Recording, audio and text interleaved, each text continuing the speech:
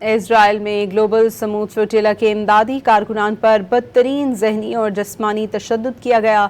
ترکیہ پہنچنے والے امدادی کارکنوں نے بتایا کہ ہاتھ باندھ کر چہرے اور پسلیوں پر لاتیں ماری گئیں۔ بعض غیر ملکی میڈیا رپورٹس کے مطابق مسلمان اور رنگدار امدادی کارکن اسرائیلی درندگی کا سب سے زیادہ شکار ہوئے۔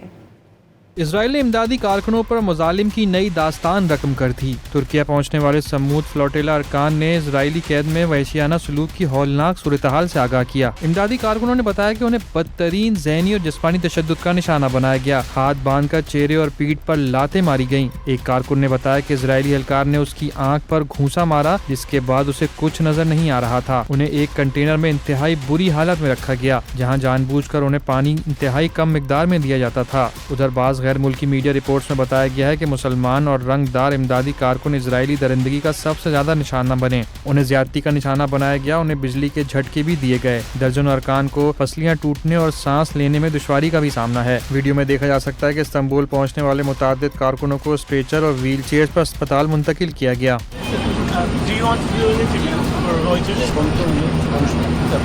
فلسطینی تنظیم عدالہ سینٹر نے گلوبل سمود فلوٹیلا کارکنان پر وحشیانہ تشدد اور جنسی خلاف ورزیوں کو دستاویزی شکل دے دی۔ دستاویز کے مطابق اسرائیلی فوج نے غزہ جانے والے کارکنوں کی گرفتاری کے وقت ٹیئرز گن اور ربر کی گولیاں استعمال کیں، جبکہ متعدد خواتین کے حجاب زبردستی اتار دی گئے۔